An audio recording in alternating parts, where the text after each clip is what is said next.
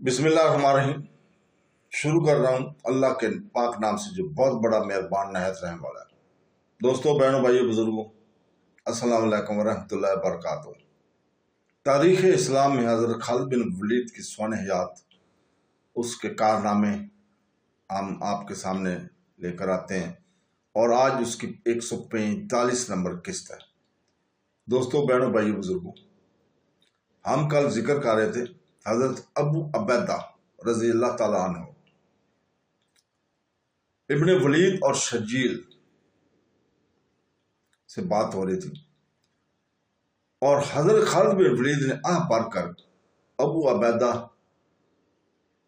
से कहा कि मैं इसका एहतराम करता हूँ, वो मुत्की और परहेजगार है, लेकिन मैदान जंग को वो अच्छी तरह नहीं समझता। मौरख वाकदी लिखता है कि अबू अबैदा रजी अल्लाह ताला को सब खुसूसन खालिद रजी अल्लाह ताला बुजुर्ग और बरतर समझते थे, लेकिन जिस नौइयत की लड़ाइयाँ जारी थी इनके लिए अबू अबैदा मौजू नहीं थे। लेकिन जहां नफरी की कमी थी वहां सलारों की भी कमी थी। बहरहाल मौरख लिखते हैं कि अबू अबैदा जज्बे और हौसले में किसी से पीछे नहीं थे और वो बड़ी तेजी से तजुर्बा हासिल करते जा रहे थे। बसरा पर इनका हमला जुर्फमंदाना इक़दाम था। हज़रत खालिद बिन वलीद किले के बाहर अपनी और शर्जील की नफरी का हिसाब चंद एक रूमी सिपाही आगे थे जो जख्मी थे।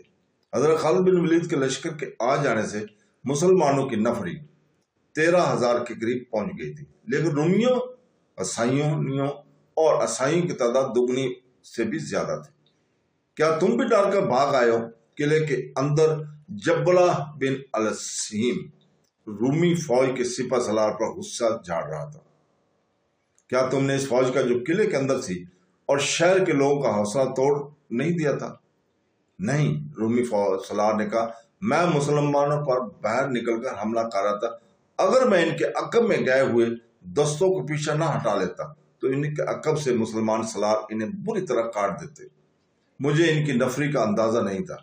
मैं सिर्फ एक दिन इंतजार करूंगा, ये हो सकता है कि इनकी मजीद फौज आ रही हो, मैं इन्हें आराम करने की मोहलत नहीं दूंगा, फिर इन्हें किले का मुआसरा कर लेने दो। जबला ने कहा, इन्हें किले के अंदर इर्द गिर्द फैल जाने दो, फिर तुम किले से इतनी तेजी से निकलना कि इन्हें अपने दस्ते इकट्ठे कर लेने की मोहलत भी ना मिले और शहर में ऐलान कर दो कि घबराने की कोई वजह नहीं, दुश्मन को किले के बाहर ही खत्म कर दिया जाएगा। किले के अंदर हड़बों बपा थी। शहरी में भगदड़ और अफरा तफरी मची हुई थी। रूमी फौज का बाहर जाकर लड़ना और अंदर आ जाना शहरियों के लिए दहशतनाक था। मुसलमान फौज की डरावनी सी बातें तो शहर में पहले ही पहुंची हुई थी। मुर्खों के मुताबिक रूमियों ने यह सोचा था कि मुसलमानों को आराम की मोहलत ही न दी जाए, लेकिन उन्होंने मालूम ना था कि मुसलमान आराम करने के आदी ही नहीं है। इन्हें इतनी ही मोहलत की जरूरत होती थी कि जख्मियों को संभाल सके और शहीदों की लाशें दफन कर लें। अगले रोज का सूरज तुलू होने तक रूमी फौज किले से बाहर आ गई और दरवाजे बंद हो गए थे। हजरत खालिद बिन वलीद ने अपने लश्कर को जंगी तरतीब में कर लिया। किले के बाहर मैदान खुला हुआ था। हजरत खालिद बिन वलीद ने हिस्बे मामूल अपने लश्कर को 3 हिस्सों में तकसीम कर दिया। कल्ब की कमान अपने पास ही रखी। अब चूंकि इन्हें शर्जील के 4,000 मुजाहिदीन मिल जाने से इनके पास नफरी कुछ ज्यादा हो गई थी, इसलिए उन्होंने कल्ब को महफूज करने के लिए एक दस्ता कल्ब के आगे रखा और इस दस्ते की कमान खलीफतुल मुसलमीन के बेटे हजरत अब्दुर्रहमान बिन अबू बकर के पास थी। एक पहलू के दस्तों के सलार राफा बिन अमेरा और दूसरे पहलू के सलार जरार बिन अलजवार थे। जंग का आगाज मुसलमानों के नारे तकबीर से हुआ। रूमी सिपा सलार अपने कल्ब के आगे आ रहा था। अब्दुर्रहमान बिन अबू बकर जवान थे। हजरत खालिद बिन वलीद ने जूं ही इनके दस्ते को आगे बढ़ने का हुक्म दिया, हजरत खालिद अब्दुर्रहमान सीधे रूमी सलार की तरफ गया। लड़ाई शुरू होने से पहले इनकी नजरें इस रूमी सलार पर लगी हुई थी। अब्दुर्रहमान रज़ी अल्लाह ताला ने घोड़े को ईड़ लगाई और तलवार सौंत कर इसकी तरफ गया, मगर इसकी तरफ गए तो वो बड़ी फुर्ती से आगे से हट गया। अब्दुर्रहमान आगे निकल गया। रूमी सलार ने घोड़ा मोड़ा और अब्दुर्रहमान के पीछे गया। अब्दुर्रहमान ने घोड़ा मोड़ते मोड़ते देख लिया। रूमी ने वार कर दिया जो अब्दुर्रहमान बचा गए। तलवार का जनाटा इनके सर के قریب سے گزر گیا۔ اب عبد الرحمن رضی اللہ تعالیٰ عنہ اس کے پیچھے تھے، رومی گھوڑا موڑ رہا تھا۔ عبد الرحمن نے تلوار کا زوردار وار کیا جس سے رومی تو بچ گیا، لیکن اس کے گھوڑے کی زین کا تنگ کٹ گیا اور ضرب گھوڑے کو بھی لگی۔ گھوڑے کا خون پھوٹ آیا اور وہ رومی کے قابو سے نکلنے لگا۔ رومی تجربہ کار جنگجو تھا، اس نے بڑی مہارت سے گھوڑے کو قابو میں رکھا اور اس نے وار بھی کیے۔ حضرت عبد الرحمن رضی اللہ تعالیٰ نے ہر وار بچایا اور انہوں نے رکابوں میں کھڑے ہو کر وار کیے تو رومی گھبرا گیا۔ اس کے عینی خود اور ذرا نے اسے بچایا، لیکن اپنی ایک ٹانگ کو نہ بچا سکا۔ گھٹنے کے اوپر سے اس کی ٹانگ زخمی ہو گئی۔ تابڑ توڑ وار اسے مجبور کرنے لگے کہ وہ بھاگے اور بھاگ اٹھا۔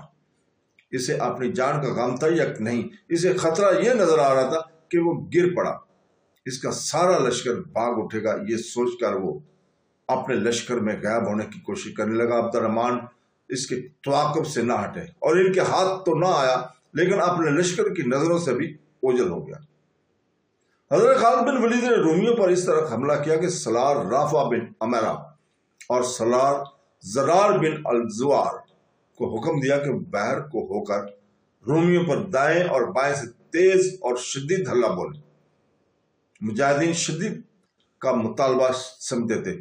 مورخوں کی تحریروں کے مطابق یہ حملہ اتنا تیز اور اتنا سخت تھا جیسے مجاہدین تیزہ دم ہوں اور ان کی تعداد دشمن سے دگنی ہو۔ دونوں سلاروں کے دستے دیوانگی کے عالم میں حملہ آور ہوئے۔ مورخ واقدی اور ابن قتیبہ لکھتے ہیں کہ سلار زرار بن الزوار نے جوش میں آ کر اپنی ذرا اتار پھینکی۔ یہ ہلکی سی تھی، لیکن جولائی کا مہینہ تھا اور آغاز تھا اور گرمی عروج پر تھی۔ زرار نے گرمی سے تنگ آ کر اور لڑائی میں آسانی پیدا کرنے کے لیے ذرا اتاری تھی۔ انہوں نے اپنے دستوں کو حملے کا حکم دیا۔ ان کا گھوڑا ابھی دشمن کے قریب نہیں پہنچا تھا کہ انہوں نے قمیض بھی اتار پھینکی۔ اس طرح ان کا اوپر کا دھڑ بالکل ننگا ہو گیا تھا۔ ایسی خون ریز لڑائی میں ذرا ضروری تھی اور سال کی افواج تو اور زیادہ ضرور تھی، لیکن زرار بن الزوار نے اپنی جان ہتھیلی پر رکھ لی تھی۔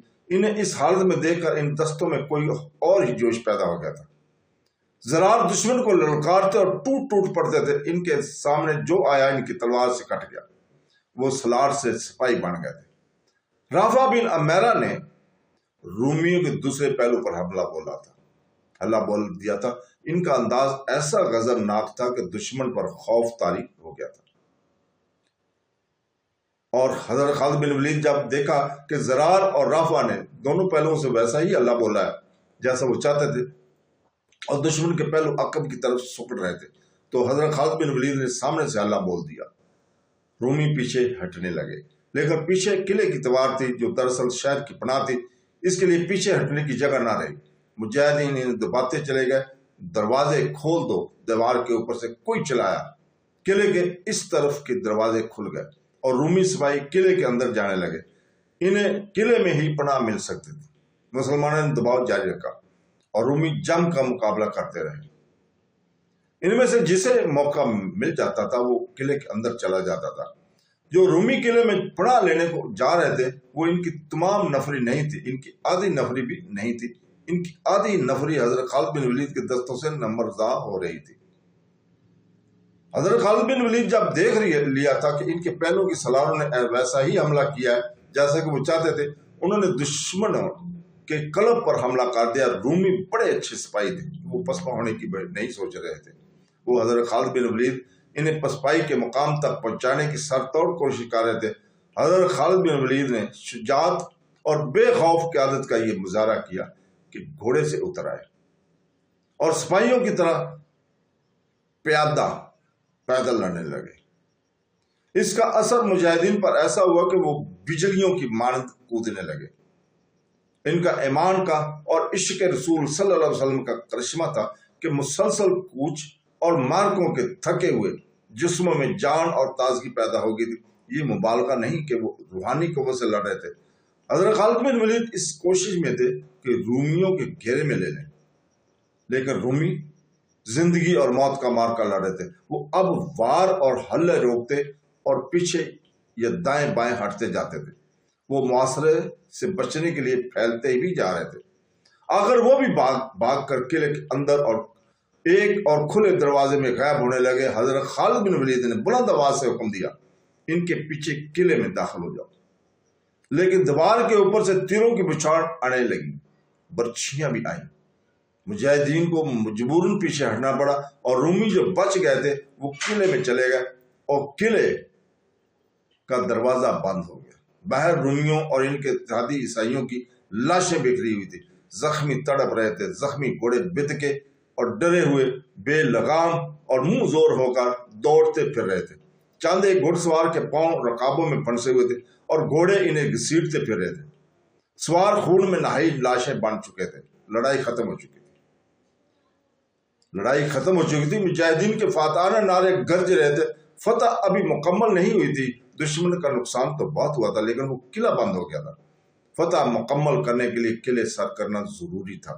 حضرت خالد بن ولید نے اپنے زخمیوں کو اٹھانے کا حکم دیا اور قاصد نے کہا کہ تمام سالاروں کو بلا لائے۔ حضرت خالد بن ولید نے ایک سوار کو دیکھا جو ان کی طرف آ رہا تھا اور دوسروں سے کچھ الگ تھلگ لگتا تھا۔ ایک اس کے لیے اس کا قد لمبا تھا اور جسم دبلا پتلا تھا۔ عرب ایسے دبلے پتلے نہیں ہوتے تھے۔ یہ سوار کچھ آگے کو جھکا ہوتا، اس کی داڑھی گھڑی نہیں تھی اور وہ لمبی بھی نہیں تھی۔ اس داڑھی کو اس شخص نے مصنوعی طریقے سے کالا کر رکھا تھا اور اس لیے بھی الگ تھلگ تھا کہ حضرت خالد بن ولید نے اسے لڑتے دیکھا تھا اور اس کا انداز کچھ مختلف تھا۔ سب کی توجہ اس شخص کی طرف اس وجہ سے بھی ہوئی تھی کہ اس کے ہاتھ میں پیلے رنگ کا پرچم تھا۔ یہ وہ پرچم تھا جو خیبر کی لڑائی میں رسول پاک صلی اللہ علیہ وسلم نے اپنے ساتھ رکھا تھا۔ حضرت خالد بن ولید اسے پہچان نہ سکے۔ دھوپ بہت تیز تھی، اس نے سر پر کپڑا ڈال کر رکھا تھا اس سے کہ اس کا آدھا سر چہرہ ڈھکا ہوا تھا۔ حضرت خالد بن ولید کے قریب آ کر وہ شخص مسکرایا تو خالد نے دیکھا کہ اس آدمی کے سامنے کے 2-3 دانت ٹوٹے ہوئے ہیں۔ ابو عبیدہ، حضرت خالد بن ولید نے مسرت سے کہا اور اس کی طرف دوڑے۔ وہ ابو عبیدہ رضی اللہ تعالیٰ عنہ تھے۔